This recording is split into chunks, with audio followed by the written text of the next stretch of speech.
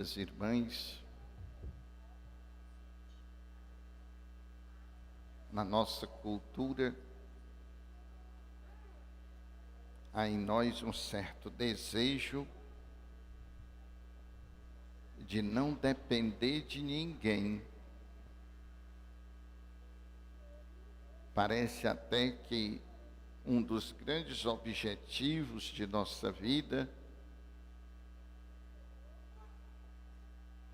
é cada um buscar não depender de ninguém. Mas na mente do Criador,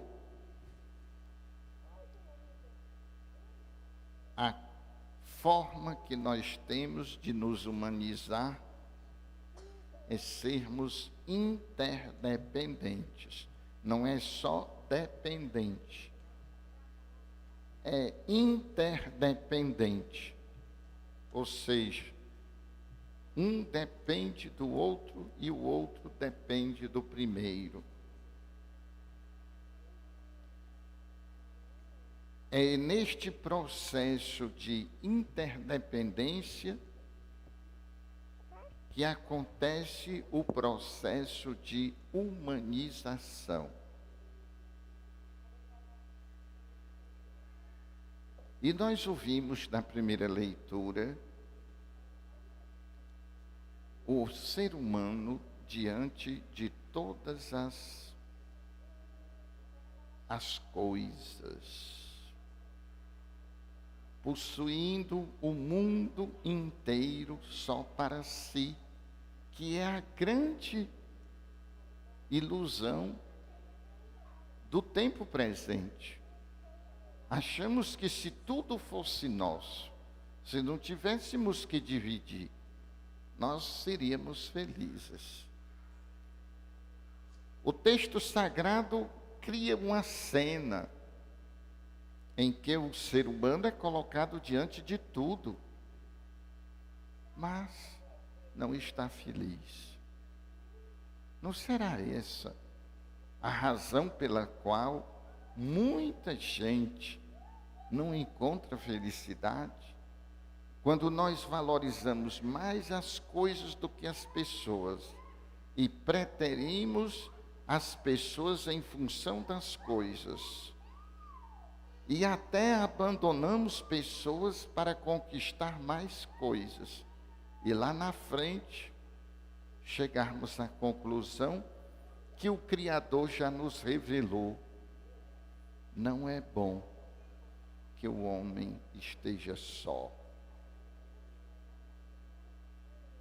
Não é bom não ter com que partilhar a vida. Não é bom não ter com quem partilhar a intimidade. Não é bom não ter com quem partilhar afetos. Não é bom que o homem esteja só. E uma das formas de que o homem não permaneça só, não é a única, mas é uma das formas, é sem dúvida o matrimônio, marido e mulher. E Jesus é colocado à prova. É lícito ao homem repudiar a sua mulher? Jesus responde devolvendo a pergunta: o que está na lei de Moisés?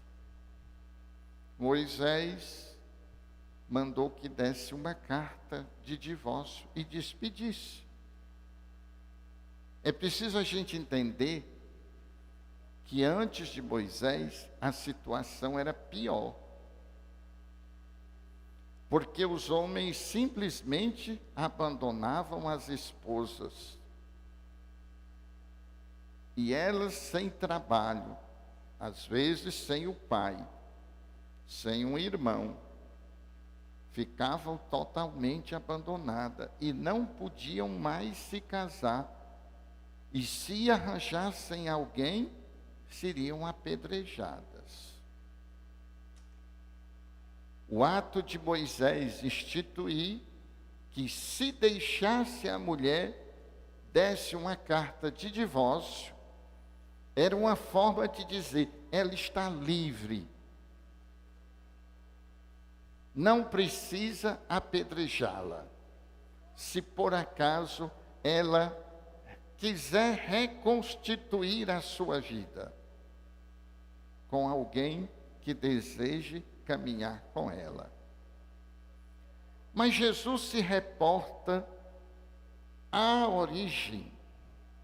No princípio não foi assim. O divórcio existe por causa da dureza do coração.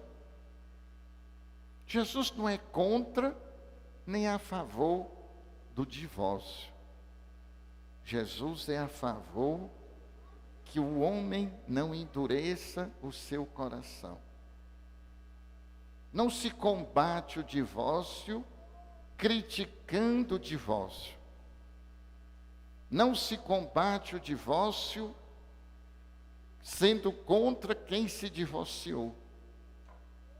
Só se combate o divórcio se conseguirmos formar um ser humano que aprenda a não endurecer o seu coração.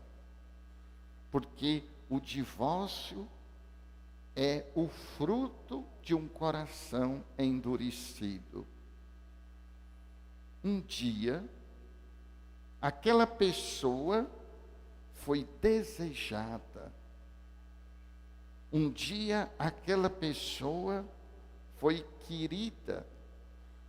Um dia, aquela pessoa foi escolhida. Um dia, aquela pessoa foi assumida como razão da felicidade. Porém, deixando endurecer o coração, aquela pessoa que antes era razão de alegria, se tornou razão de descontentamento. Não é incrível que aquela pessoa que você desejou meses, anos, poder conviver com ela, dormir e acordar ao seu lado, e que no dia que vocês dormiram e acordaram a primeira vez, um junto do outro, foi a maior satisfação, e algum tempo depois, tudo aquilo se transformou em sofrimento, em realidade insuportável, a ponto de querer se separar? Qual foi a química que fez esta transformação? Jesus revelou a dureza do coração humano. Nós temos esta capacidade de transformar o que desejamos no que detestamos. E só fazemos isto mediante a dureza do nosso coração. E como é que o coração endurece?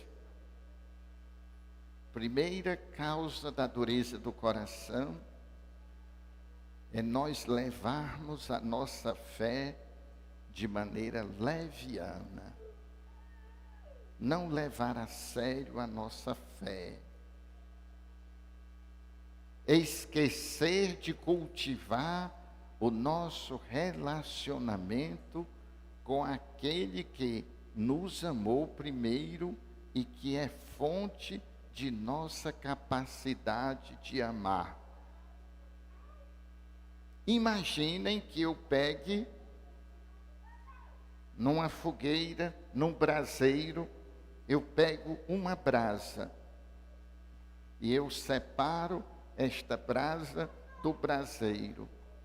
O que vai acontecer com ela? Ela vai se apagar, ela vai perder luz, ela vai perder calor, ela vai perder cor, ela vai deixar de ser incandescente para se tornar um carvão frio, frágil e escuro. Quando nós não cultivamos a nossa relação com a fonte do amor, nós endurecemos o nosso coração. Quando uma pessoa vai procurar um namorado, uma namorada, um companheiro, uma companheira, na esquina, na balada, ela está se expondo profundamente à dureza do coração do outro. Porque é preciso encontrar alguém que nós tenhamos uma certa esperança de que seu coração não endurecerá quando nós vemos este ser humano numa relação profunda com aquele que é fonte de amor, com Deus. Sem uma relação profunda com Deus, não há como conservar o coração sem endurecê-lo. Não há. As dificuldades aparecem, os dissabores surgem, as experiências dolorosas nos encontram, a necessidade de perdoar, e se não tivermos este contato com aquele que é fonte de amor, não há como não endurecer o coração.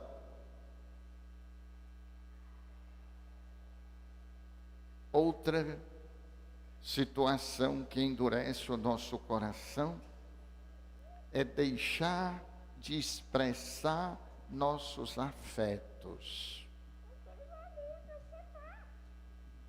Quantas vezes, quando você está namorando, você diz, eu te amo,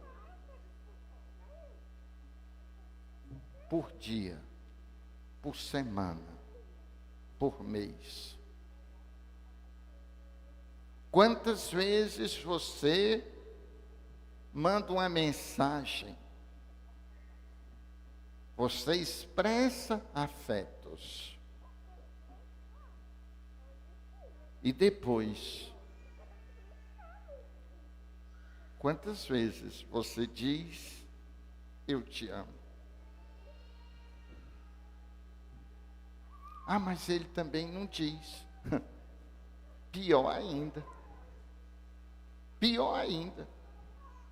Se um não diz e eu não digo, e ninguém diz, em vez de ser um coração duro, são dois corações duros, endurecidos. A palavra de Deus, no Evangelho de João, diz, no princípio era a palavra, e a palavra estava em Deus, e a palavra era Deus, e tudo foi feito por ela, e nada foi feito sem ela, e a palavra se fez carne e habitou entre nós. Você já prestou atenção que tudo na sua vida começou com uma palavra? No dia que o seu esposo, ou futuro esposo, ou futura esposa, disse a primeira vez para você, eu te amo, não era verdade ainda. Não podia ser. Como é que eu vejo uma pessoa a primeira vez e eu vou dizer, eu te amo? Mas no momento que eu disse, eu te amo, o princípio é a palavra, eu te transformei na pessoa amada. E no momento que você ouviu a primeira vez, eu te amo, você também abriu o coração e também respondeu se não com uma palavra, mas pelo menos com um sentimento: eu te amo. E estas palavras foram tecendo um coração como terra molhada, um coração capaz de receber a semente e fazê-la nascer e frutificar. Não existe nada mais prejudicial a um relacionamento do que você economizar na expressão dos seus afetos.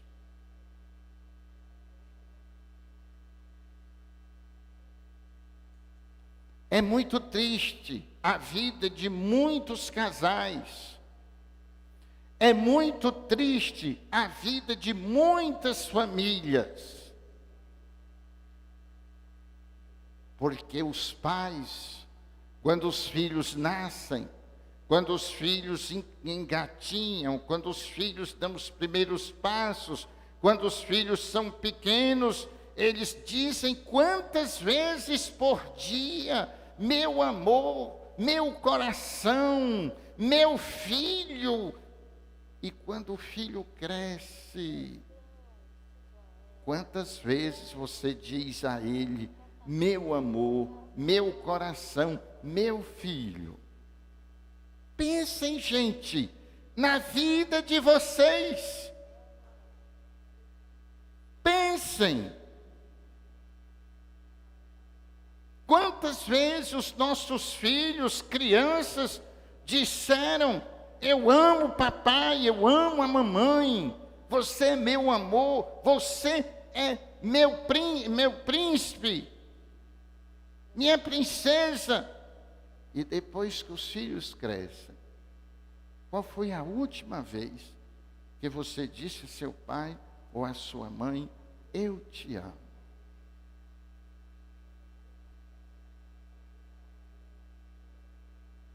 Os meus filhos, que não são filhos gerados no sangue, mas no coração, às vezes eu estou com eles e digo: meu filho.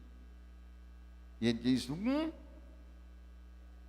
não, não estou chamando você não. Minha filha, diga papai: não, não estou chamando você não. Estou simplesmente gerando mais uma vez no meu coração, pelas minhas palavras, o que você é para mim. Isto está faltando na sua casa. Isto está faltando no seu relacionamento com esposo e esposa. Isto está faltando no seu relacionamento familiar com seus pais, com seus filhos. E isto está endurecendo o seu coração. E é por causa da dureza do coração humano que entra a desavença, que entra a briga, que entra o divórcio, que entra a destruição da família dentro de sua casa. Tão simples e tão necessário. É tão importante isto, tão necessário isto. Eu estou vendo ali um avô, lá na porta da igreja, brincando com seus netos. Mas deixa os netinhos crescerem.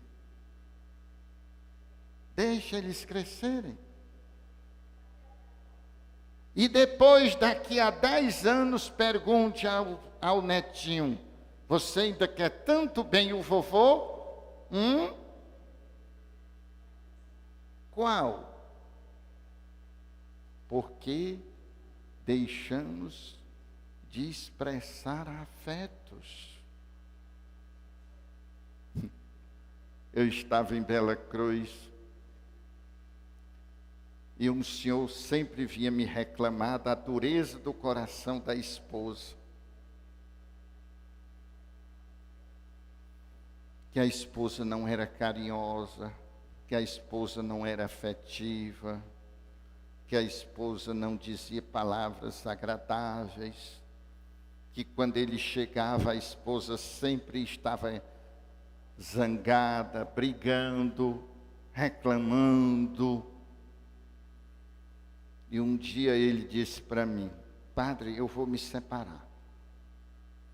E eu disse para ele: para se separar não precisa de padre, precisa para se casar, mas para se separar, não. Mas me diga uma coisa, quando você casou, sua esposa era assim? Não, senhor.